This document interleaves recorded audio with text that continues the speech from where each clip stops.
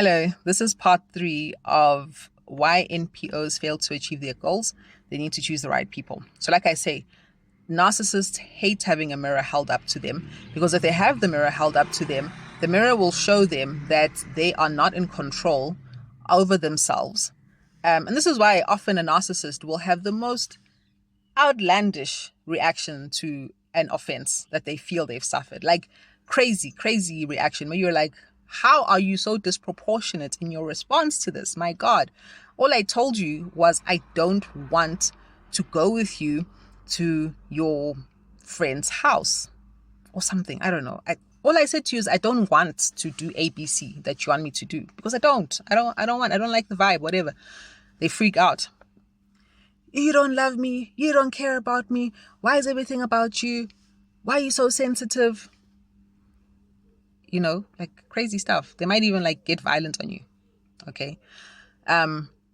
So anytime and why would they get upset in that situation when you don't want to do something? Because you're implying to them, to their trigger, that what they want to do is beneath you or is not perfect, is not good, it's not desirable. Okay. Because they need external validation all the time. They cannot self-validate because they're denying themselves. Essentially, they've put on a mask. Their entire persona is a mask. They've become such a slave to their ego that the soul, the psyche, the true self is not able to breathe. It's like locked away in some dark cupboard somewhere. So anyone who puts up a mirror to them, a mirror which will show them what they are behind that mask, becomes an enemy. So they will leave your cohort. And I think also NPOs should also do that within themselves. Do questionnaires amongst your employees to differentiate between the narcissist and the empath. Do exercises. And I promise you'll probably start weeding out the narcissists from your organizations because there are a lot of narcissists in NPOs, just like we know there's a lot of narcissists in schools, in religious institutions, in all sorts of social institutions that are actually supposed to be working for the benefit of the people. And usually those people use that position of power and authority over other people, over children, to advance their very sick need for control, which often plays out in the most horrific abuse of the people who they should be taking care of. Okay, so this is what I think NPO should do. And beyond just being able to differentiate between narcissists and empaths, I have touched on before why empaths are so important. But I just want to reiterate that, the reason why you want an empath or empaths to be in your organization, to be in the leadership cohort that you've created in the community where you're launching your intervention, is because these people genuinely seek the good of the society. They genuinely seek to do their best for the community. They genuinely have a desire. You could even call it a need in many instances to make the world a better place. Like they can't function knowing that there are people suffering. It makes them sick. It traumatizes them deeply to think that they are human beings, they are children, they are animals, they are plants, the earth is suffering. They can't handle it. And that's why people feel comfortable to go to them with their problems, because they know they're going to have a loving person listen to them with care and who will actually take the time to think of good advice to give to that person. Unfortunately, they also attract narcissists who are seeking validation, who will come to them and cry crocodile tears and have the empath be like, oh, shame, make them feel and soothe them, because they do need soothing. They need healing. They do, they do. And like I say, that need for control is part of that attempt to soothe themselves, right? But when they do find someone like an empath who's willing to soothe them, they will go and they will try suck as much soothing out of that person. But at the end, their desire is actually to destroy that person, because eventually that soothing, because an empath vibrates in the frequency of truth, that soothing is actually going to require the person being soothed to look at themselves and what role they have played in perpetuating their own suffering, especially if the person keeps coming back with the same problem. Because any doctor knows, like, if a patient keeps presenting the same problem, the same symptoms, then you're like, what's going on? What is causing this to persist? It's the same thing of like the story of the man who sees babies floating down a river and he keeps fishing them out. And he's like, what the hell is going on? Why are there all these babies floating down the river?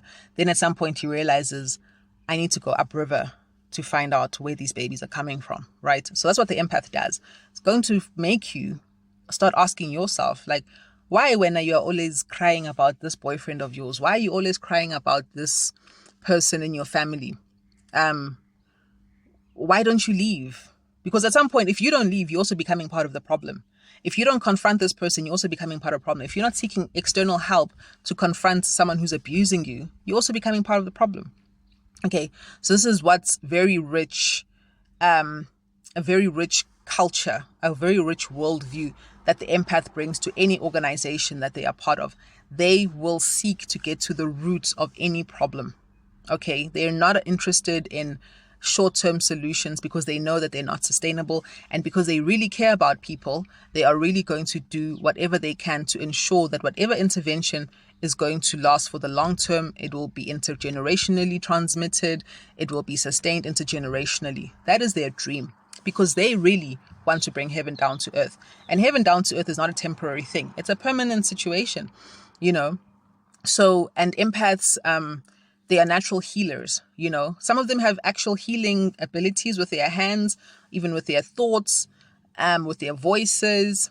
But in terms of like spiritually, vibrationally, they have an energy of healing, because they, like I say, they go to the root of the thing. They diagnose causes. They don't fixate on symptoms. Okay. And they are willing to put their ego back. Oh, yes. I thought about another test between empaths and narcissists, which I thought about yesterday and I totally forgot it, but I just remembered it now. It's to test people to see who is willing to work without getting credit for what they've done. Okay, because even the most astute, covert narcissist will not be able to handle it if time and again they do something, but they don't get given the credit for doing it. Because they're narcissists, they need to get the credit. They need to be the center of everything. They need to be in control. They need to be the dominant one. They need to be the one who is superseding all the other ones. Okay, so give two people a task and praise the one and don't praise the other, and see how the other who's not getting the praise reacts. An empath will shrug it off. They'll be like, oh well, I did the work, but I'm just going to carry on anyway, because the point is the work. The point is to help. The point is to be of service. So I'm not here to gain glory. Okay. They might be a bit peeved off because we're all human, but they're not going to be like upset about it. The narcissist, I can guarantee you, if you do that enough times and then you watch them afterwards, you will see who's the narcissist and who's the empath. The narcissist will freak out. At some point, they'll lose it. Okay? And they'll lose it and they'll show their true colors and they'll probably leave. Okay? Because now they've exposed themselves and they can't handle exposure. Okay? So do these tests on these people. And like I say, empaths really, they are people who you can count on. You can count on them. They will be there for you. They're not going to let you down. They're going to do their best. They have love. They will tell you the truth. They won't sugarcoat things as well, because you need people who are going to tell you the truth, when you're doing something. If they can see that this is not working out, because they have love, because they don't want a project to be sabotaged halfway because we didn't do the right thing at the beginning, even though we knew that we were probably going to trip ourselves up by not doing A, B, and C. Also, an empath will be compliant because they vibrate with truth. Empaths are those people. That's why they're so easy to manipulate by narcissists, because they honestly want to do their best. If you go to an empath and you say, I can't believe you did that to me, you should be so ashamed of yourself, they will freak out. They'll be like, oh my God, what did I do? I'm so sorry. What can I do to make it better? Genuinely, that's what they'll feel. Okay. And this is why they get taken advantage of by narcissists, because narcissists know which button to push on an empath to make them fall into shame and guilt, and thus try to make amends, even when there's no amends to be made. Okay. So these people are people who are going to put their best foot forward. They're going to do their best. They're full of love and they want to heal the world and make it a better place. So choose the empath. Thank you and goodbye.